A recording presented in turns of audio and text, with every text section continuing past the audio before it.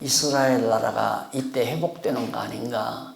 왜냐하면 이스라엘은 그때 당시 로마 제국 치하에 완전히 막 고통당하고 있을 때 아니에요. 세금을 포탈을 당하고 유대인들이 이스라엘 백성들이 곤욕을 치르는 그런 시대이기 때문에 예수님이 메시아가 틀림이 없다면, 메시아 즉 왕 대신 메시아가 틀림이 없다면 이제 이스라엘 나라가 이제 회복이 되겠네요. 이 말은 로마 제국 치하에서 벗어나고 당당하게 다윗 왕국이, 다윗 왕조가 세워져서 다윗의 자손으로 오신 예수님이 이스라엘을 회복하실 거 아닌가 하고 궁금해서 부른 겁니다. 모르니까 예수님께서 야, 그건 아직 아니다. 때와 시한은 하나님께서 다 알고 계시기 때문에 너희가 알 바 아니다. 그것이 중요한 것이 아니라 내가 너희에게 할 말이 있는데 바로 그것이 8절부터 나오는 내용이죠. 오직 성령이 너희에게 임하시면 너희가 권능을 받고 예루살렘과 온 유다와 사마리아와 땅끝까지 이르러 내 증인이 되리라 하시니라. 예수님께서 승천하기 전까지, 마지막 승천할 때까지 마지막 남기신 언약의 말씀이죠. 예언의 말씀. 예언이라 선지자로 보면 예언이고요. 새 언약이라는 의미에서 보면 언약이라고 말할 수도 있습니다. 그러니까 새 언약, 예수님께서 하신 새 언약 중에 아주 중요한 언약이 마지막 제자들에게 남겨놓은, 승천하기 전에 남겨놓은 말씀 아니겠어요? 근데 그 언약이 뭐냐면 성령이 임한다. 보혜사 성령이 이 땅에 임한다. 그것은 여러분들이 요한복음 어디까지 공부하셨는지 모르지만은 14장, 15장, 16장 이 부분에 가면은 예수님이 너무 분명하게 말씀하세요. 성령이 임한다는 걸. 내가 가서 보혜사 성령 보내마. 그걸 약속을 하셨는데 마지막 제자들에게 또 한 번 말씀하시는 거예요. 이제 내가 약속한 대로 성령이 너희에게 임하시면 그건 임할지 안 임할지 모르는 게 아니라 이미 앞서 요한복음에서 제자들에게 약속하신 말씀이기 때문에 그때 약속대로 보혜사 성령이 너희에게 임하면 어떻게 되느냐? 너희가 권능을 얻는다. 권능을 받는다. 성령의 능력으로 권능을 받는다. 그 권능을 받고 예루살렘과 유다와 사마리아와 땅 끝까지 이르러 내 증인이 되리라. 이렇게 말씀을 예수님이 하셨어요. 이것이 이제 예수님이 마지막 승천하시기 직전에 남겨놓으신 언약의 말씀이거든요. 그러면 그 언약대로 이루어졌는가 안 이루어졌는가 그걸 확인해 주는 것이 사도행전이에요. 그걸 확인해 주는 것이. 그래서 사도행전 1장 18절에서 예수님께서 언약한 대로 그대로 이루어진 거거든요. 예수님이 승천했잖아요. 승천하자마자 예수님께서 예루살렘을 떠나지 말고 성령을 기다리라고 그랬잖아요. 그러니까 예루살렘 떠나지 않고 다락방에 모여서 기도하고 있었거든요. 그런데 약속대로 성령이 임했어요. 임하니까 정말 그 약속대로 권능을 받았거든요. 권능을 받고 나가서 전하니까, 베드로가 전하니까 하루에 3,000명, 5,000명씩 막 회개하고 돌아오잖아요. 예수가 그리스도가 아니라고 하는 사람들이 생각을 확 바꾸는 거예요. 아, 예수가 정말 그리스도로구나. 이게 회개예요. 회개라고 하는 것은 어떤 그 종교 지도자들처럼 말하기를 내가 지은 죄를 자기 앞에 낱낱이 고백하라는 얘기가 아니거든요. 생각을 바꾸는 거예요. 생각을. 관념을 바꾸는 거란 말입니다. 그러니까 예수님 십자가에 못 박아 죽인 자들이 유대인 아니에요. 유대인들이 막 죽여라. 그래서 바나바는 살리고 강도 바나바는 살려주고 예수는 죽여라. 그 죄값은 우리와 우리 자손에게 다 돌려라. 그러면서 고함을 치면서 빌라도에게 죽이라고 막 소란을 일으켰잖아요. 그래서 할 수 없이 빌라도가 대야에다 물을 떠다가 넣고 손을 씻어버리고 씻고는 나는 책임 안 져는다. 너희가 알아서 해라 하고 내주니까 십자가에 못 박아 죽였단 말입니다. 예수님을. 그런데 그 예수님이 다시 살아나셔서 이제 승천하실 때 남겨놓은 말씀인데 그대로 이루어진단 말입니다. 언약대로 예수님이 말씀한 대로. 진짜 성령을 보낸다고 하더니만 성령이 임했어요. 오순절에 임했는데 성령 눈에 안 보이잖아요. 눈에 볼 수가 없어요. 성령이 임하는지 안 임하는지. 그래서 성령이 임한다는 표적을 남겨놓잖아요. 성령이 임한다는 표적을. 어떻게 비둘기 같은 모습도 보여주고 불의 혀같이 갈라진 것도 보여주고, 그리고 거기 앉아있는 모든 사람들이 베드로가 가서 설교를 하면, 복음을 전하면, 예수가 그리스도라고 복음을 전하면 리비아에서 온 사람들, 저 유럽에서 온, 영국에서, 뭐 미국에서, 즉 그때는 미국이 없었지만은 각 나라에서 온 자들이 유대인 2세니까 로마가 핍박을 하니까 다 피난 가가지고 이민 가가지고 2세 3세들이 이제 오순절 절기를 위해서 온 거란 말입니다. 왔는데 놀라운 것은 어떻게 언어가 소통이 안 되는데 각각 2세들이니까 히브리 말 모를 거예요. 아랍 말도 모르고 언어가 안 통하는데 각각 나라에서 온 사람들이 자기 나라 말로, 베드로는 분명히 정말 유대 이스라엘 말로 이 말씀을 전거하는데 듣는 사람들은 다 각각, 예를 들면 내가 한국말로 여기서 설교를 하는데 일본에서 오신 분은 일본 말로 듣고, 중국에서 오신 분은 중국말로 듣고, 영국에서 오신 분은 영어로 듣고, 이게 가능한 얘기예요? 불가능한 거죠. 근데 그게 이루어졌단 말입니다.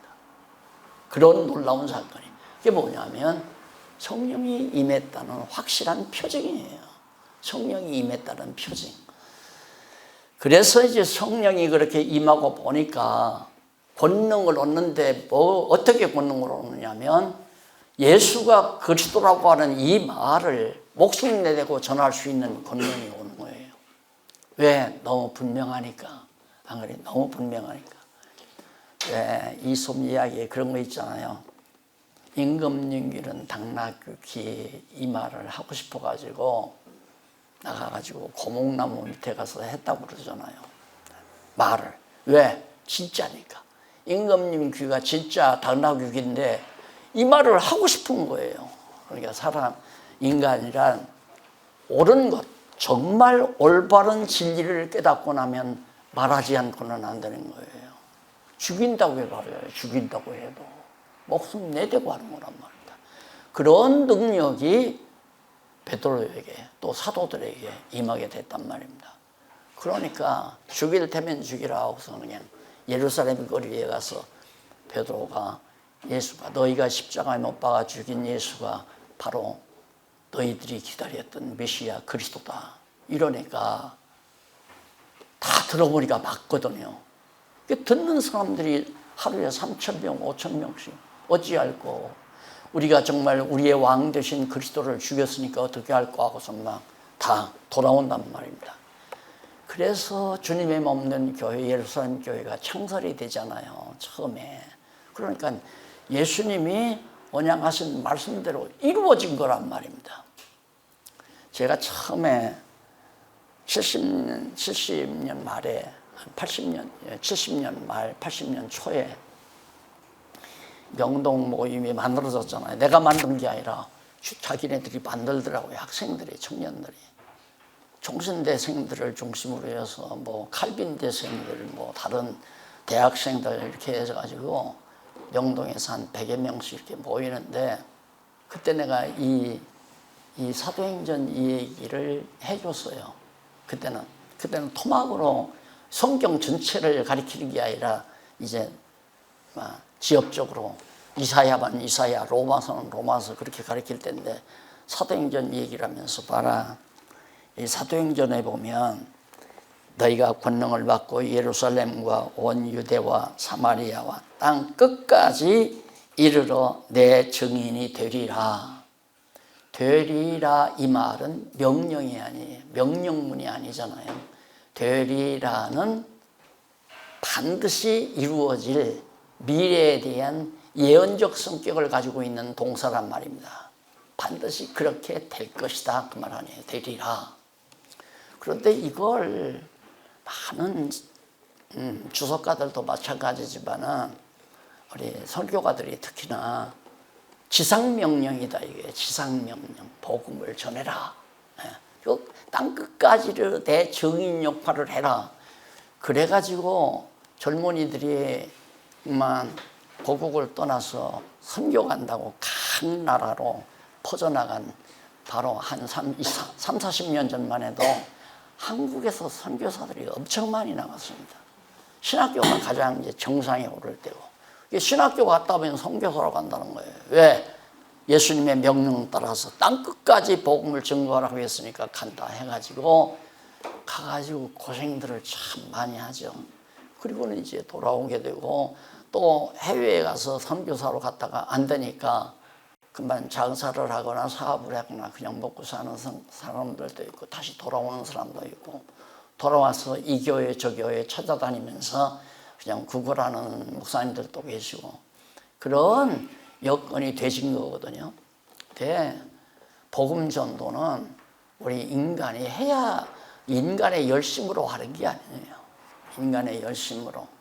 그래서 하나님 예수님께서 이미 땅 끝까지 이르러 내 증인이 되리라라고 이미 언약을 하셨기 때문에 그 일은 반드시 이루어진다. 그러면 이루어졌나 안 이루어졌나 한번 보십시다. 예루살렘에서 복음이 이제 시작됐잖아요. 성령은 임했고요. 성령 임한 증거가 확실하잖아요. 그런데 아마 요즘 이제 크리스찬 신문 받아보시죠. 우리 광주에 계시는 고경태 박사님께서 지금 파르트 신학자가 성령의 부으심 이거에 대해서 잘못 얘기를 한 거예요. 쉽게 말하면. 근데 그것이 지금 계속해서 고 목사님께서 지금 비판하면서 글을 쓰잖아요. 왜 그러는가? 성령론이 잘못되어 있으니까 그래요. 그러면 기존에 우리 장로교 성령론은 잘 됐는가? 아니에요. 장로교는 성령론이 없어요. 따지고 보면. 그러니까 오순절파가 성령운동을 일으키니까 다 그냥 오순절주의자가 되지다시피 그런 거란 말입니다. 그럼 그들의 성령론은 뭐냐? 자, 제자들이 다락방에 모여서 힘써 합심해서 기도하니까 성령이 임하지 않았느냐. 그러니까 우리가 모여서 열심히 기도하면 성령 충만 받는다. 이게 바로 이제 오순절주의자들이 주장하는 거기 때문에 나도 20대에 완전히 거기에 쏘가가지고 산속에 가서 성령 받았다고 몇 년 동안 꾸게 박아가지고 공부도 제대로 안 하면서 난리쳤던 지난 날이 억울하기도 하고 속상하기도 하고 그래서 나중에 깨닫고 보니까 그게 아니던데 인간이 구한다고 해서 성령이 오고 왔다가 인간이 구하지 않으면 성령이 다 날아가 버리고 그게 아니라는 얘기예요. 성령은 한번 임하셔서 제자들 복음 증거자들로 하여금 능력을 주어가지고 자 여기 보면 자 땅 끝까지 이르러 내 증인이 되리라 했는데 베드로나 바울이나 이 사람은 땅 끝까지 못 갔어요. 근데 바울 같은 경우는 땅 끝을 향해서 가보려고 이쪽 아세아 쪽이나 아가야 쪽 이쪽에서 이제 복음을 증거하다가 예루살렘 들려서 로마까지 가잖아요. 그 가는 이유가 로마에 들려서 성도들로 하여금 같은 힘을 같이 얻고 그 다음에 합력해서 스페인 그게 땅끝인 줄 알았어요. 그때는 유럽 대륙 아메리카 대륙이 발견이 안 됐을 때니까 스페인이 이게 땅끝처럼 보이잖아요.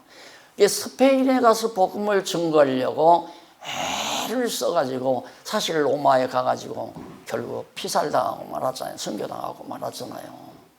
그러면 예수님의 언약이 안 이루어졌느냐? 그게 예수님의 언약이 당장 그때 있었던 사도들에게만 해당되는 일이라고 하면 안 이루어졌죠. 12사도들이 땅끝까지 복음 증거 안 했잖아요.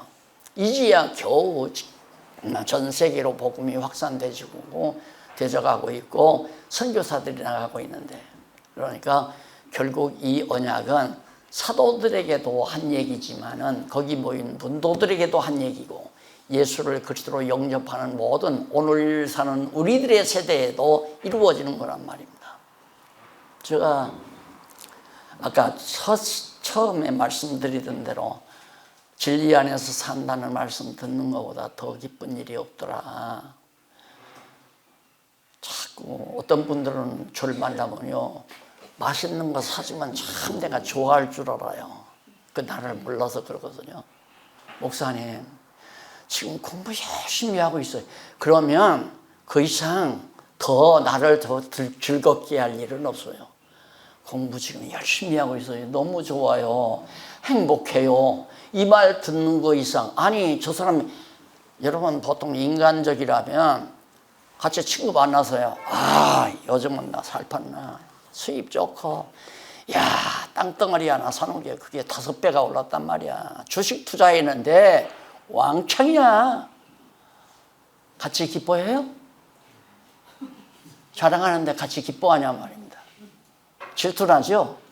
저 새끼, 저 새끼, 속으로는. 그러니까 그런 세상적인 것은 자랑을 하면 싫어요. 일단 밥맛이 없어져요. 그러면 나 바쁜데 머리가 띠하네. 나 오늘 빨리 들어가야 되겠어. 지금 커피 한 잔 넣고 2시간 동안 3시간 동안 제잘되면서 우정을 다지려고 했는데 머리가 아프기 좀 안 되잖아요. 그런데 왜 그래요? 이 신령한 것은 행복하다는데, 상대방이 너무너무 행복하다는데 내가 왜 좋아요? 참 신기하죠. 그게 신령한 세계 교인들, 성도 간에서 이루어지는 하나의 성도 교제의 특성이에요. 그것만 보면 알아요. 상대방이 행복하다는데 나도 행복하면 그건 정말 성령 안에서 한 마음 한 뜻으로 살아가는 거예요. 그런데 상대방이 행복하다는데 내가 싫어지면 그건 세속에 속해서 살아가기 때문에 그런 결과가 오고요. 그래서 친구도요, 사귀려고 애쓸 필요 없더라고요. 친구도 사귀려고. 그래서 사도 요한의 말을 들어보면 사도 요한이 그래요. 내가 이것을 쓰면, 편지를 쓰면, 내가 이것을 쓰면, 편지를 왜, 요한일서 편지를 왜 쓰느냐? 너희와 진리 안에서 사귐이 있게 하려고. 이 편지를 써서 같이 듣고 믿는 것과 아는 것이 하나가 되면 정말 한 마음 한 뜻 되잖아요. 그게 교회예요. 그런데 자, 예수님께서 약속한 대로 성령도 임했고 제자들이 권능을 받아서 복음을 전했어요. 근데 땅끝까지 복음이 전해졌느냐? 얼마 전에 저 아르헨티나에서 어느 젊은 분이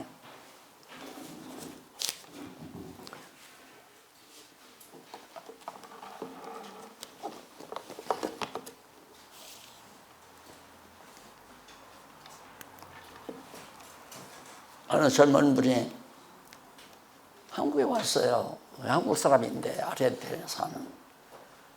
아르헨티나에서 공부를 했다는 거예요. 계속해서. 언젠가 한번 어느 자매가 거기서 와가지고 막 완전히 성경신학 저서를 다 막 한 보따리 사가지고 가더라고요.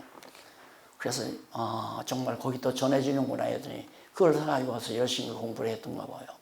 그런데 들려오는 소식이 뭐냐면 그분들을 통해서, 공부한 분들을 통해서 전달받은 어느 장로님이 스페인어를 잘하는 거예요. 아주. 거기는 스페인어를 쓰니까, 남미는 전부 스페인어를 쓰잖아요. 이 장로님이 이 진리를 들으니까, 이 성경신학을 들으니까 너무 분명하니까 이 양반이 공부를 해가지고 이렇게 방송국, 우리 장로님 지금 방송국 하잖아요. 이렇게 해서 스페인어로 전 세계를 향해서 지금 방송하고 있다고. 그런데 죽어도 좋겠더라. 내가 죽어도 여한이 없이 좋더라니까요. 바울이 가고자 했던 스페인을 바울은 못 갔는데, 나도 못 가본 그곳에 하나님의 말씀이 누가? 성령이 역사한 거 아니에요. 내 안에 역사하시던 성령, 여러분 안에 역사하는 성령. 근데 그 장로님 안에 성령이 역사해서 진리를 깨닫게 해가지고 이 양반이 방송으로 스페인어를 통해서, 내가 만약에 지금부터 스페인어를 다시 해가지고 하려면 외국어 대학 들어가가지고 편입을 하든가 들어가서 2년이고 3년이고 해도 지금은 안 될 거예요. 암기력이 없으니까. 내가 이거 성경을 논리적으로 정리하면서 암기력이 사라지더라고요. 논리력은 정말 발전하는데 암기력이 사라져요. 그래서 와도 우리 성도님들의 이름을 잘 몰라요. 얼굴만 기억을 하지 이름을 잘 기억을 못해요. 그러니까 아마 지금 스페인어를 내가 공부해서 내가 한다는 건 불가능할 거예요. 그런데 나 얼굴도 못 봤거든요. 그 장로님 얼굴도 못 봤어요. 그런데 열심히 지금 스페인에서, 남미에서 전하고 있다 이 말입니다. 성령의 역사가 맞죠. 예수님의 예언이 이루어졌죠. 거의 땅끝으로 바울이 알았던 거기에 지금 전해지고, 그러면 그 정도 전해졌으면 거의 다 지금 전해진 거예요. 이 성경신학이. 그 남미에도 전해졌는데, 남미 쪽에 볼리비아 라고 하는 나라가 좀 민도가 낮거든요. 근데 총신대 후배가 목사가 돼가지고 형제가 글로 선교하러 간 거예요. 가가지고 머리가 있으니까 거기서 대학을 세웠어요. 형님 목사는 병원을 세우고, 그 다음 동생 목사는 대학을 세웠는데 대학생이 한 8,000명 된대요. 형님 목사는 병원을 이용해서 대학 이사장이 되고, 동생은 총장이 되고. 그분을 지난번 하와이 가서 만났잖아요. 제가 그 하와이 가가지고 총회 때 잠깐 축사를 하는데 듣고는 쫓아왔어요. 그래서 얘기하다가 성경신앙 얘기에 꽃피워가지고, 나 그거 좀 소개받고 싶습니다. 소개받았잖아요. 받아가지고 뭐라고 그러냐면, 이거 배워가지고 볼리비아는 물론이지만 남미 전역에 스페인어를 사용하니까 남미 전역에 정말 이 성경신학으로 노예가 5개나 있더라고요. 선교에서 복음을 증거하겠노라고. 그럼 남미는 해결됐잖아요. 미국은 여러분들이 다 아시다시피 많아요. 우리와 연결 안 하면서도 하는 분이. 어떤 분이 한 번 또 교제를 하러 왔어요. 어디서 왔느냐니까 미국에서 잠깐 고향에 볼일을 써봤다가 교재가 부족해서 교재를 사러 왔다고 하면서 가져가는데, 내가 꼬치꼬치 물었죠. 저는요, 아들이 하나 있는데 제가 이 아들을 성경신학으로 무장시켜가지고 미국 전역에 이 복음을 증거하려고 합니다. 이런 얘기를 해요. 그래서 정말 이런 얘기 들으면 내가 만약에 성경을 제대로 모르는가 하거든. 그런 사람들 다 걷어잡아서 박용기 장로회하고 교단 하나 만들지도 모르죠. 그런 어리석은 짓들만 과거에 선배들이 많이 해왔잖아요. 장로교만 150개가 된대요. 장로교단만. 감리교단도 그렇고 성결교단도 참 흩어지잖아요. 그게 진리가 하나가 안 되니까. 그리고 이 성령이 오순절에 임하신 성령은 다시 하늘로 가는 게 아니에요. 세상 끝날까지 너희와 함께 한다고 약속했잖아요. 성령이 이 땅에 임해서 세상 끝날까지 함께한다. 그러면 그걸 신학적인 용어로 보면 성령의 내주라고 그래요. 성령의 내주. 그런데 지금 아까 신문 얘기했잖아요. 부어주심, 성령의 부어주심. 그러니까 왜 그러냐면 또 나타나는 현상 때문에 지금도 성령을 부어준다. 막 물 붓듯이 부어준다. 그러니까 완전히 성령론 자체가 성경적이 아니기 때문에 이상야릇한 정말 신비주의, 뭘 받았다 들었다 뭐 능력 행한다 병 고친다 귀신 내쫓는다 이런 식의 생각으로 한국 교회가 그동안 몇십 년 동안 완전히 바닥을 헤매게 된 거예요. 그런데 오순절에 임하신 성령은 그냥 이 지상에 거주하신다 이 말이에요. 이 지상에. 어디에? 교회 안에. 두세 사람이 주의 이름으로 모여도 거기 내가 함께하마. 어떻게? 부활하신 예수님이 오셔서 함께하는 게 아니에요. 부활하신 예수님이 약속대로 보내신 보혜사 성령이 우리와 함께 두세 사람만 모여도. 근데 깜짝 놀랐어요. 여기 막 한가득 이렇게 앉으셔가지고 와, 나는 지금 상상을 했거든요. 야, 나이가 드시니까 요양원으로 가신 분도 있고, 요양원으로 몇 분 갔잖아요. 저 아는 권사님들 다 가신 분도 있고, 젊은 사람들은 또 뭐 다 세상으로 빠져나갔을 거고, 그래서 내가 묻지를 않잖아요. 묻지를. 왜 뻔한 거니까. 그렇게 생각하고 왔는데, 가도 가잖아요. 그래서, 사람이 하는 게 아니다. 사람이 하는 게 아니라 성령께서 택한 백성들을 찾아서 하나님의 말씀을 듣게 하고 그 들은 말씀들이 믿는 것과 아는 것으로 하나가 되니까 믿는 것, 아는 것 하나 된 성도들이 이렇게 주일이면 같이 만나서 친교하고 식사도 하고 선한 일 도모하기도 하고 이게 교회 아니에요. 근데 교회가 이런 게 교회가 아니고 그냥 과거 뭐 십자탑 해놓고 강단 근사하게 해놓고 거기서 정말 연설을 한바탕 쇼를 하고 요즘에는 목사님도 쇼를 해야 돼요. 그래야 교회가 부흥된대요. 그래서 대동강도 가끔 불러야 되고 아리랑 타령도 불러야 되고 설교하다 말고 쇼를 하려니까 그런 세상이 지금 됐거든요. 그런데 여기 보니까 지금 보성서도 권사님 오셨는데 여기 오면 만날 수 있잖아요. 만날 수. 보고 싶어서 오는 거죠. 그냥 성도는 서로 보고 싶어서 바울도 그러잖아요. 보고 싶다. 좀 겨울이 가기 전에 와다오. 오는 김에 어디에 있는 외투 걸어놨으니까 그거 하나 좀 가지고 와줬으면 좋겠다 하고 편지 보내잖아요. 성도가 이렇게 모이는 것은 첫째는 친교예요. 믿는 거 아는 거 하나 되니까. 그러면 믿는 것과 아는 것이 하나가 되려면 지금의 이 교회는 여기가 이제 교황이에요. 교황. 그 다음 나라마다 추기경이 있어요. 추기경. 나라마다. 미국의 추기경, 대한민국의 추기경. 교황의 직속 부하예요. 추기경 밑에 교주가 있어요. 주교.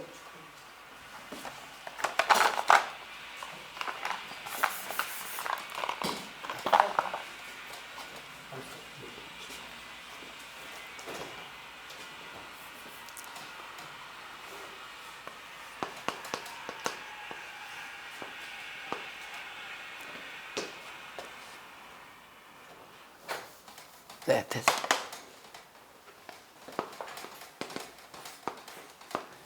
주교 때 주교. 주교 밑에 이제 신부들이 있죠. 부목사들이 감리교로 말하면 이런 조직으로 되어 있거든요. 이게 교회. 이게 교황이 제일 머리예요. 그러니까 교황이 하는 말을 빗나가면 안 돼요. 잘려요. 각 나라 추기경도 마찬가지예요. 교황을 신처럼 모셔야 돼요. 이게 이제 로만 캐톨릭이란 말입니다. 근데 종교개혁자들이 15세기에 16세기에 종교개혁을 해놓고는 어떻게 교회를 걷어잡을 수가 없는 거예요. 그러다 보니까 하나하나 법을 만들어 놓은 것이 바로 뭐냐면 여기다.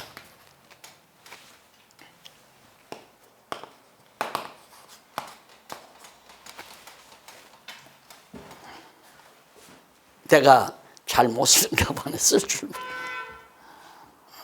네.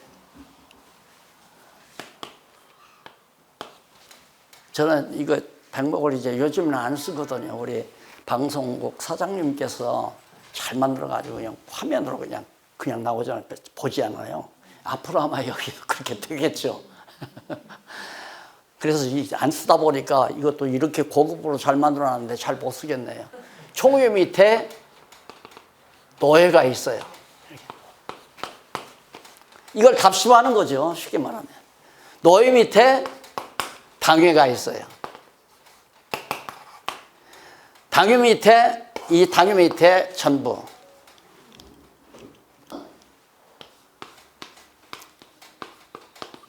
위원회, 각 위원회, 당회 밑에 뭐, 봉사위원회, 선교위원회, 무슨 총무위원회, 위원회로 각 장로들로 와요. 이렇게 두고. 똑같잖아요? 그렇게 이렇게 다스리는 거란 말입니다.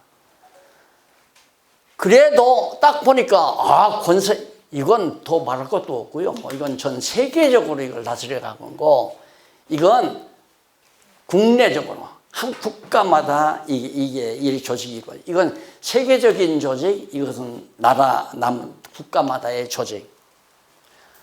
이렇게 해놓고는 여기서 지령을 하는 거죠. 총회의 결의를 노예가 따르고, 노예 결의를 당회가 따르고, 당회 결의를 각 위원회에서 실천하고, 이렇게 해서 이제 목표가 이루어지는 거 아니겠어요? 저도 이걸 해봤거든요. 아무리 생각해도 이게 아니란 말입니다. 그런데 진짜 교회는 뭐냐면, 부활 승천하신 예수 그리스도가 머리죠. 부활 승천하신 예수 그리스도가 머리예요. 머리고, 우리는 다 각자 지체, 손도 되고 발도 되고 발가락도 되고, 그 다음 뭐 팔목도 되고 각각 지체들이란 말이에요. 이게. 네, 아까 말한 대로 승천하신 주님께서 내가 가서 내 영, 성령, 보혜사 성령을 너희에게 보내주겠다. 그러니까 여기는 같은 성령이 여기에 와서 각 지체, 이 집사님, 박 집사님, 최 집사님, 오 집사님 각각에게 같은 예수 그리스도께서 성령을 통해서 보혜사 성령을 임하게 해서 여기에 지금 내주하시는 거란 말입니다. 지금 임하는 게 아니에요. 이미 이 세상, 이 지상에 오신 예수님은 주님의 몸 된 교회와 함께 동거하시면서 같이 있으시면서 교회를 점점 키워나가는데 어떻게 하냐면 각 지체들의 마음속에 내주에 계신다 이 말, 마음에. 그래서 성령의 소욕이 생기는 거예요. 그게 영의 소욕이라고 그러죠. 그러면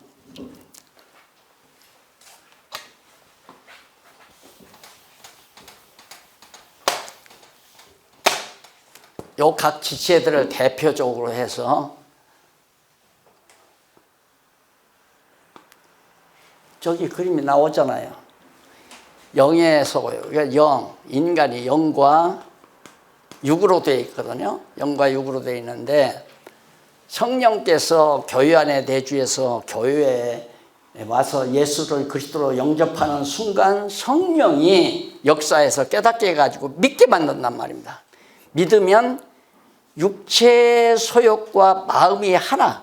과거에는 예수 안 믿었을 때, 거듭나지 않았을 때는 온전히 육신 생각밖에 안 해요. 돈을 벌어도 어떻게 하면 내가 이 돈을 행복하게, 나 행복을 위해서 쓸까? 또 내가 정말 성공을 해도 어떻게 하면 내가 행복하게 살까? 전부 자기중심 생각밖에는 안 하고 살거든요. 모든 인간이 거듭나지 아니한 자는.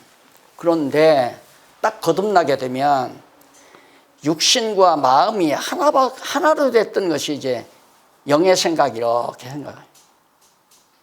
이게 이제 마음이에요. 육신과 일체로 이루어졌던 마음이 이반 현상이 이렇게 해요. 영의 소욕으로 이렇게 삐진다 이 말이에요. 어리죠. 이렇게 자라나요. 영의 생각이.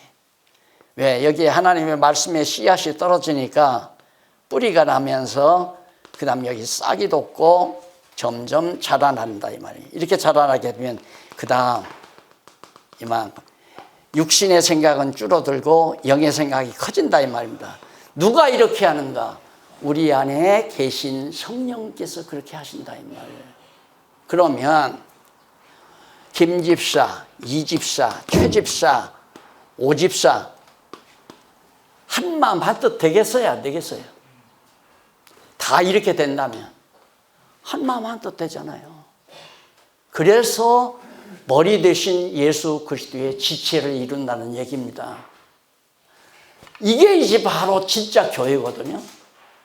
그러니까 오늘 신약교회, 신약시대의 이 교회가 이렇게 이루어지는 것이지 이건 아니에요. 이건 더더욱 아니고 총회장 되려고 몇십억씩 쓰잖아요. 아주 높은 자리니까. 노회장 되려고도 막 난리치고 당회장, 요즘에는 당회장 갖고 나왔는데요. 유임시켜달라 이거야 나한테. 나는 유임 받아야 그 교회 가지 않으면 안 간다. 왜? 장로님들 성도들이 똑똑하니까 유임 안 받으면 한 1년 지나다 아유 저 목사 우리 모시지 말자 바꾸자. 그리고 교회가 소란이 일어나니까 나 죽을 때까지 임기 때까지 절대 나는 안 나간다.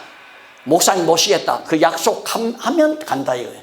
그래서 이 목사 제도를 성경에도 없는 놈의 제도를 헌법에다 만들어 놓고 그렇게 만들어 가다 보니까 교회가 다 썩어지고 문드러지고 형편없잖아요.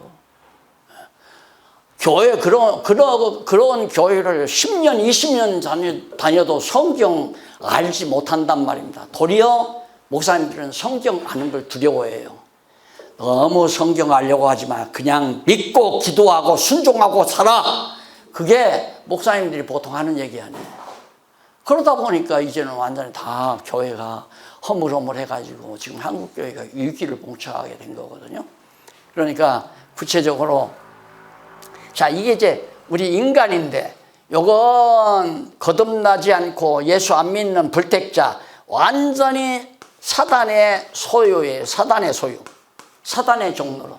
그러니까 성령이 내주하지 아니하면 사단이 하라는 대로 할 수밖에 없어요. 사단이 마음에 자꾸 자기 욕심으로만 생각되는 건 사단이 그렇게 하는 거란 말입니다. 하와의 마음속에 너 선악을 알게 하는 과일을 따먹는 날 따먹으면 네가 하나님과 같이 된다. 그리고 욕심을 불러일으키잖아요. 그러니까 사단은 내 안에 사단이 있나 없나를 살펴보려면 내가 욕심으로 발동하는가 안 발동하는가, 나 중심으로 욕심이 발동하는가. 자기 중심으로 욕심 발동하면 벌써 사단이 아직 자기 내면에서 주관하고 있는 거예요. 그러면 이 속사람은 거듭난 좀 신앙생활하면서 말씀 쫙 듣고 보니까 이제 자랐잖아요. 이만큼 자랐단 말입니다. 자라니까 육에 속한 마음은 이만큼 되잖아요. 이 자라나니까. 그러면 이것은 이럴까 저럴까 이럴까 저럴까 주를 위해 살까 내 행복을 살까 비슷하니까.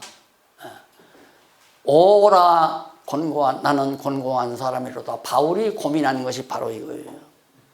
내 안에 두 마음이 있더라. 영에 속한 마음과 육에 속한 마음 두 마음이. 죄를 짓기 싫은데도 자꾸 죄가 나를 죄 안으로 이끌어 가더라. 그래서 바울이 오라 나는 곤고한 사람이로다. 우리 예수를 믿는다 해도 이런 경우가 참 많은 거죠.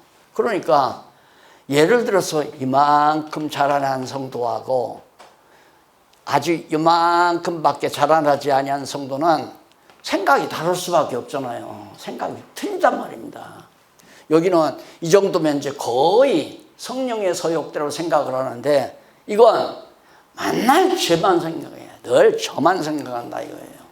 애기들도 그러잖아요. 애기들도 어렸을 때는 저 좋은 대로만 해달라 이거예요. 요즘 엄마들, 젊은 엄마들 아이들 기르는데 힘들어하는 경우들이 참 많은데 왜 그러냐면 어렸을 때는 엄마도 나를 위해서 아빠도 나를 위해서 나 좋은대로 다 해달라는 게 어린아이의 마음이니까 먹는 것도 음식도 그래서 밥상을 차려왔는데 보니까 저 좋은 건 없어. 어른들 먹을 것만 맛있는 찌개만 다 있고 저 먹을 건 없으니까 짜증 부리고 운단 말입니다. 그걸 어머니 아버지가 모르고 쥐어 패기 시작하면 이제 아이는 빗나가는 거죠. 이게 교회 생활도 마찬가지예요. 어린 성도가 있고 성장한 성도가 있고 이렇게 성장한 성도가 이만큼 성장한 성도가 있고 그러면 바울이 표준을 주잖아요. 큰 자는 작은 자를 섬겨라 그 말이에요. 큰 자는 작은 자를 섬겨라. 제가 한 50대만 해도 한국 교회가 너무너무 이런 것만 봐도 너무 잘못된 걸 아니까 막 그냥 속이 상해가지고 이제 그랬는데 제가 철이 좀 들고 보니까 바울이 하신 말씀들이 자꾸 들어오더라고요. 만약에 네가 컸다고 하자. 컸으면 어린 자를 섬겨라. 그러면 아이가 왜 짜증을 부리는가? 제 요구대로 하려고 하는 거 아니에요. 그러면 참아야 되고 아이를 더 열심으로 잘 길러야, 가르쳐서 길러야 그 다음 아버지 어머니를 알게 돼요. 아이를 요즘에는 뭐 20살 길러놔도 아이 노릇 하지만은 30, 40대 해가지고 가정을 이루어 놓으면 그 다음부터는 제대로 성장한 자식이라면 어머니 챙기고 아버지 챙기잖아요. 아버지 그거 이미 시대 지난 거예요. 그거 입지 마세요. 그거 시대 지난 거예요. 그거 신지 말고 이거 신으세요. 엄마에게도 엄마 브라우스가 그거 옛날 구닥다리니까 이거 입으세요 하고 다 자녀들이 챙기잖아요. 그게 교회가 성장하는 거거든요. 교회가. 그래서 한마음 한뜻 된다는 것이 예수 머리 대신 예수 그리스도가 성령을 통하여 직접 내주하니까 성도들 각자 내면 속에 성령이 내주하니까 그럼 성령이 내주하는데 나는 아직 어리니까 나는 날마다 어떻게 하면 오늘 즐겁게 살까? 어떻게 하면 내가 성공할까? 어떻게 하면 돈을 더 벌까? 어떻게 하면 욕심을 채울 수 있을까? 이런 생각하고 있으면 성령이 우리 마음에 있는 성령이 탄식하며 기도한다고 그러잖아요. 탄식하며 기도한다. 그런데 성령의 소욕이 자라나는 데는 하나님의 말씀, 생명의 양식, 하나님의 말씀을 얼마나 야무지게 잘 소화하고 신령한 양식을 먹고 사느냐에 딸린 거 아니에요.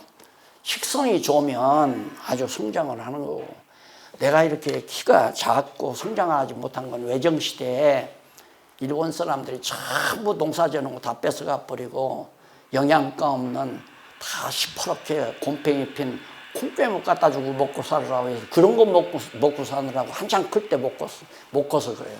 무시하지 말고요.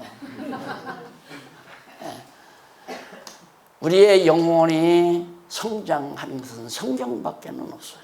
그래서 자 그러면 아까 말씀드려도 예수님께서 제자들에게 약속한 대로 성령이 임했죠? 오순절에 성령이 임한 대로 또 약속한 대로 제자들에게 권능 입혀서 복음 증거하게 했죠? 교회 세웠잖아요. 예수님께서 교회를 세우겠다고 그랬잖아요. 베드로에게 내가 네 위에 교회를 세워 주는 그리스도시요 살아계신 하나님의 아들입니다 하고 고백했던 그 고백의 진리 터위에다가 내가 교회를 세우겠다. 산수관교회가 뭡니까? 몇십 년 전에 그냥 예수가 그리스도입니다 와서 광주에 와서 이 복음을 전하자 막 그냥 그때는 책도 없고 뭐 방송도 없고 그러니까 테이프 그걸 만들어 가지고 그냥 그 테이프를 광주 시내에 다 뿌려대고 오늘 권사님들도 마찬가지지만 그것이 오늘날 이제 그런 과정을 거쳐서 말씀이 이제 정리가 되고 말씀을 공부하다 보니까 지금 한 마음 한 뜻이 된 이 교회가 여기 모였다 이 말이에요. 그럼 우리 중에도 공부한 사람이 많이 한 사람이 있고 적게 한 사람이 있다 이 말입니다. 그런데 그 전에 보면 공부를 좀 어느 정도 시켜놓으면은 그 다음에 무슨 생각부터 냐면 내가 으뜸이 돼야 되겠다 이 생각부터 하더라고요. 나도 박용기처럼 강단에 서서 가르치는 자가 돼야 되겠다 이 생각이 앞장서더니만 그 다음에는 이제 서로 경쟁해. 너보다도 내가 더 잘한다, 내가 능력이 있다, 내가 더 인기 있다, 이런 과정이 꼭 그러잖아요. 자녀들도 길러보세요.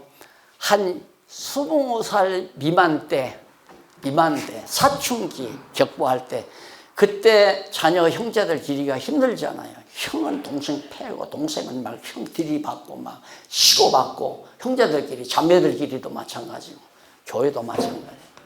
그래가지고 한동안 우리 그때 강남노예지만 강남노예 목사님들 다 어려움을 많이 겪었잖아요. 그래서 내가 아까도 그랬어요. 여기 공부하시는 젊은 분들에게 가다가 중지곧 할지언 한다면, 가다가 중지곧 하면 아니 간만 아야 출발하는 것만 못하다. 왜?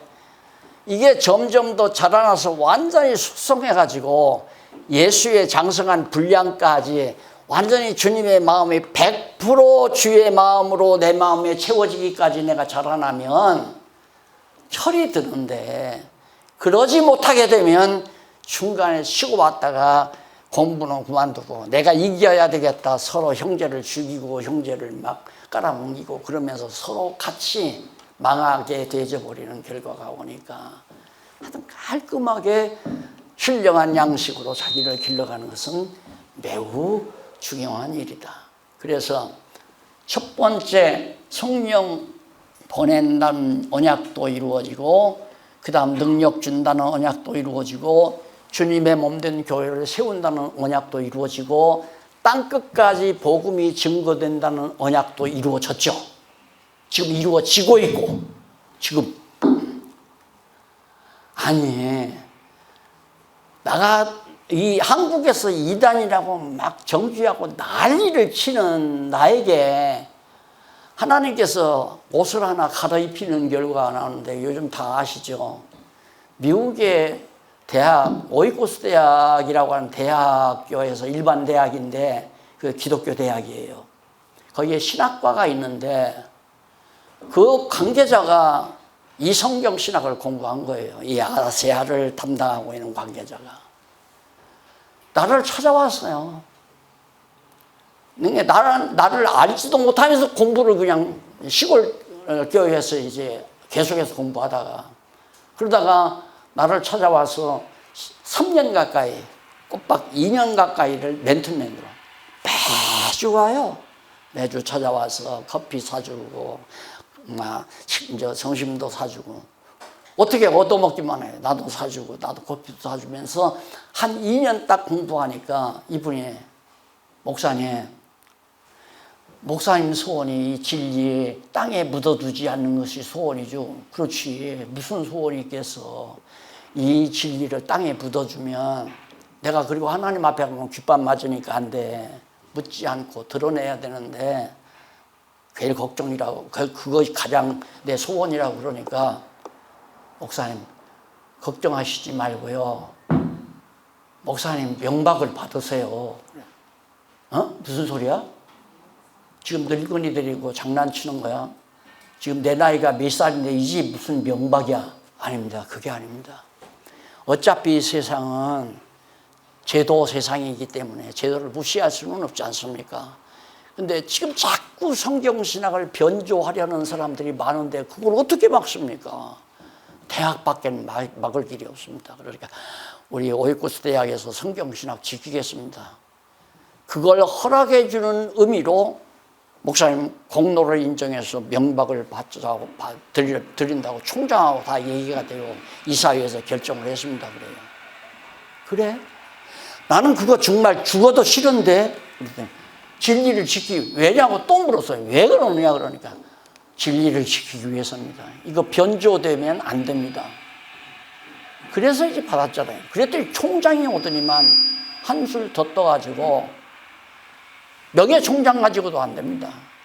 그냥, 명예박사 가지고도 안 되고 명예총장짜리 우리가 모시겠습니다.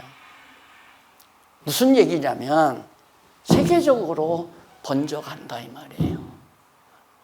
중국어로 지금 한 3분의 2가, 중국어로 3분의 2가 지금 다 번역이 됐어요. 우리 선교회 회장 장로님이 정말 후원 원금 받아가지고 거기서 번역에 아주 열중하고 있는 젊은 목사 하나를 생활을 시켜가면서 번역을 시켜서 지금 3분의 2 이상을 지금 중국어로 번역다. 중국이 150억 인구예요. 15억 인구. 중국만이 아니에요. 엊그저께 인도에서 어느 목사님이 오셨어요. 선교사님이. 왔는데 책을 2권을 가지고 온다. 성경신학 개론을 요약집을 힌디어로, 중국은, 인도는 힌디어로 하잖아요. 힌디어로 그 백성들에게 가르치기 위해서 그걸 자기가 힌디어로 번역을 해서 사업을 해가지고 책을 출판해가지고 이걸로 교재를 주면서 가르치고 있습니다. 그리고 영어도 쓰니까 영어로도 번역한 거. 이 2권을 가지고 와서 지금 장로님이 가지고 계시잖아요. 뿐만 아니에요. 올 10월 달에는 유럽에서 유럽 전역에 복음을 증거하고 있는 어느 선교사, 후배 선교사인데 쫓아왔어요. 한국까지. 와가지고 성경신학 총서 다 가지고 갔어요. 다 가지고 가서 그걸 공부하고서는 10월 달에 그걸 정말 좋아하는 선교사님들 모시고 한번 세미나 할 수 있는 기회를 가져보려고 그렇게 준비하겠다고 약속이 왔다고 그래요. 목사님한테서. 그러면 다 됐잖아요. 남미, 미국, 그 다음 중국, 그 다음 유럽, 그 다음 남아프리카는 이미 과거에 이미 다 전해져 있었고요. 그러면 나머지라는 건 이제 소련 쪽으로, 이제 북유럽 쪽으로 좀 남는 건데, 거기는 시간 문제죠. 시간 문제. 그러니까 내가 왜 이 얘기를 하냐면, 나는 대한민국에 가만히 앉아 있었어요. 대한민국에 그냥 연구하라고 해서 연구해서 그냥 밤낮으로 앉아서 쓰고 해서 책 써놨는데, 예수님께서 언약하신 대로 성령이 임하면 너희 권능을 얻고 유다와 사마리아와 땅 끝까지 이르러, 유다와 사마리아와 땅 끝까지 이르러 내 증인이 되리라. 언약하신 예수님께서 언약대로 지금 실천해 가고 있다 이 말입니다. 그러면 최종적으로 남아있는 언약은 뭔가? 무슨 언약이 남아있는가? 그 뒤에 보십시다. 9절. 이 말씀을 마치시고 저희 보는 데서 올리어 가시니, 승천하신단 말입니다. 올리어 가시니 구름이 저를 가리고, 예수님 올리어 가니까 구름이 딱 가리고 안 보이잖아요. 보이지 않게 하더라. 올라가 가실 때 제자들이, 갑자기 3년 동안이나 같이 계셨는데 제자들이 보니까 딱 실제로 올라가셔서 구름이 딱 가니까 안 보이니까 얼마나 섭섭했겠어요. 그러고 있는데 바로 올라가실 때 제자들이 자세히 하늘을 쳐다보고 있는 때에 제자들이 있는데 흰 옷 입은 2사람이, 천사죠. 흰 옷 입은 사자 2사람이 저희 곁에 서서, 사도들의 곁에 서가지고 하는 말이 가로되 갈릴리 사람들아 어찌하여 서서 하늘을 쳐다보느냐. 너희 가운데서 하늘로 올려와 가신 이 예수는 하늘로 가심을 본 그대로 오신다 이 말이에요. 마지막 약속이에요. 재림 약속. 재림 약속. 자, 그러면 이제 끝내야 되겠죠? 시간 이런 데다.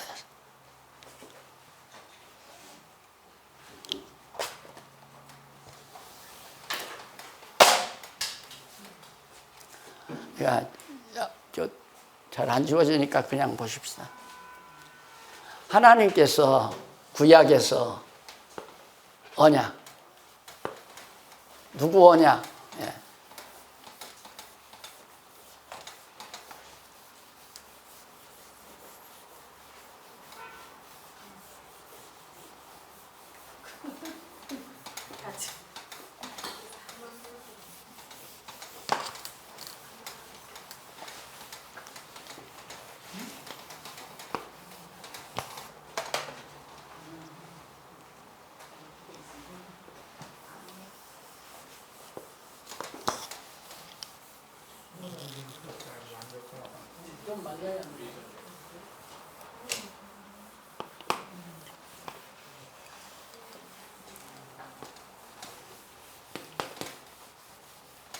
시냐? 하나님께서, 여호와 하나님께서 언약을 하셨는데 뭘 언약했냐? 그리스도를 언약했잖아요. 메시아 보낸다. 언약했는데 그 언약대로 메시아가 왔어요. 와가지고 승천하시기 직전에 오늘 여러분들에게 말씀드린 언약을 예수님께서 하셨단 말입니다. 이게 새 언약이에요. 이 언약은 옛 언약이고 이 언약은 새 언약이랍니다. 새 언약인데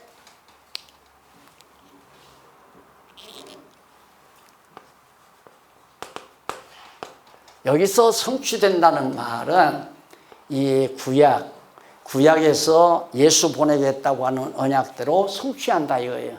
그것이 성경에 기록이 되어 있어. 신약 성경에. 그러니까 신약 성경에 성취 내용이 기록되어 있는데 거기는 성취된 것도 있고 성취되어져 가는 것도 있고 앞으로 성취될 것도 있고, 그러니까 이미 성취된 것, 성취되고 있는 것, 그리고 앞으로 성취될 것, 이 셋으로 분류할 수 있겠죠. 그런데 예수님이 오셔서 승천하기 전에 언약을 했단 말입니다. 이것이 새 언약이에요. 새 언약. 성령 보내겠다. 성령 보내서 내 몸된 교회 세우겠다. 몸된 교회 세우는데 너희가 땅끝까지 이르러 내 복음이 증거된다. 그러니까 내가 오늘 드리는 말씀은, 어떻게 박용기는 산수 서강교회에 와 있는데 복음이 땅끝까지 지금 전파되고 있는가? 놀랍지 않아요? 놀라울 게 없잖아요. 하나님이 하시는 일이니까. 성령께서 하시는 일이니까. 그러니까 저는 아마 강의 도중에 들으셨어요. 그냥 죄를 하기 싫으면 하지 마세요. 하나님께서 받으시는 건 중심을 받는 거지 하는 행동을 받는 게 아닙니다. 맞죠? 나는 여기 장로님 계시지만, 뭐도 하기 싫으면 하지 말고, 주일날도 오기 싫으면 말고, 안 와도 되고, 전도도 안 해도 되고, 하기 싫으면 하지 말고. 그러나 아까 말씀드린 성령이 우리 내주에 계셔서 머리 대신 예수님이 내가 언약대로 이루기 위해서 너는 스페인어로 말씀을 증거해라. 이 소원이 오니까 여기서 선교비 한 푼도 안 보내요. 단돈 한 푼도 안 보내요. 교재도 돈 받고 팔았대요. 거기다. 왜? 돈 가지고 와서 사가니까 파는 거죠. 그냥 와서 선교하겠다고 해서 아마 문서선교에서 기증을 했을 거예요. 문서선교에서는 그거 하니까 문서선교회 받아가지고 해외에는 전부 기증을 해주잖아요. 한다고. 사가지 않으면 그냥 기증을 해줘요. 왜? 선교하는 분이 힘드니까. 그런데 하나님께서 당신이 하시려고 할 때는 내 마음을 감동시키든가 여러분 마음속에 감동을 해서 소원을 주지요. 나는 스페인에 가서 복음을 증거하고 싶다. 아니면 스페인어로 복음을 증거하고 싶다. 그러니까 그런 소원을 주니까 그런 소원이 이루어지도록 하나님 환경을 또 만들어가는 거예요. 그래서 스페인어로 지금 복음이 증거된다 이 말입니다. 그러면 그게 그 장로님의 열매가 아니라 누구의 열매인가? 성령의 열매란 말입니다. 성령께서 그렇게 하게 하셨기 때문에 그게 성령의 열매지. 그 장로님 참 훌륭하다. 그래서 예를 들어서 교회 동력자협회에서 한번 그 장로님 초빙해가지고 상을 주고 위로잔치를 해주고 또 내세우기 시작하고, 당신은 정말 남미에 없어서는 안 될 위대한 하나님의 종이다라고 축혀 올려주고, 그럴 필요도 없어요. 그럴 필요도 없어요. 다 각자 마음에 오는 소원대로, 마음에 없는 건 하면 안 돼요. 내가 마음에 없는 선물을 하나 받은 적이 있는데, 처음에 성남에 와서 밀어다보신 동네, 거지 동네에 가서 내가 개척을 했거든요. 개척을 하는데 불쌍하게 보였던가 봐요. 촌뜨기가 올라와서 이제 하니까. 그러니까 어느 돈 좀 만지는 목사님이 한번 찾아왔더라고요. 위로한답시고 찾아왔어요. 근데 뭘 하나 이렇게 뭐 선물 하나 놓고 가요. 그래서 간 다음에 고마워가지고 열어보니까 넥타이를 선물을 했는데 넥타이 안쪽 이거 있죠, 날개. 이게 담배구멍이 난 거야. 이게. 제가 성격 고약하잖아요. 지금 성경 좀 깨달았으니까 좀 양순하게 보일지 모르지만 고약하거든요. 바로 그냥 싹 바꿔 내던져버리죠. 왜? 마음이 안 당기니까. 마음이 안 당기니까. 쓴 커피라도 마음이 담겨야 먹잖아요. 그런데 하나님이 우리 중심이 안 당기면 잡수시겠어요? 저분 오신다고 약속했죠? 아직 안 이루어졌죠? 새 언약 중에 아직 안 이루어졌죠? 자, 이루어졌고, 이것은 예수님이 왔으니까 이루어졌고, 이루어지고 있고, 지금 예수님께 딱 끝까지 이루어내시기 지금 이루어지고 있는 거예요. 그리고 다시 온다. 이건 이루어질 것이고, 이루어지고 있고, 이루어질 것이고, 나는 어떻게 살 것인가? 왜 살아야 하나? 뭐 때문에 고생을 해야 하나? 나는 무엇 때문에 이 세상에 태어났나? 확실하잖아요. 분명하고 확실하고 더 이상 해답 없어요. 정답이 없어요. 이 세상에. 왜 사는지 몰라요. 다. 어떻게 살아야 할 건지도 몰라요. 그러니까 다 헷갈리는 거죠. 정답이 없으니까. 신학도 헷갈리고 교회도 헷갈리고 나라도 헷갈리고 전부 갈등뿐이야. 사람이 똑똑할수록 갈등이 더 극심한 거예요. 왜? 각자의 주관대로 생각하니까. 그런데 교회는, 하나님의 나라는 네 생각도 아니고 내 생각도 아니고 온전히 머리 대신 예수 그리스도에게 사로잡혀 사는 삶이니까 여기만이 평화가 있고 행복이 있고 기쁨이 있고 사랑이 있고. 기도하십니다. 자비하신 아버지 하나님, 왜 사는지 알게 하신 아버지 하나님, 어떻게 살아야 될 건가도 알게 하신 하나님 아버지, 성령이 우리 안에 내주어서 말씀으로 역사해 주시옵소서. 우리 산수 서강교회가 이렇게 자라나도록 역사하신 하나님의 사랑 감사합니다.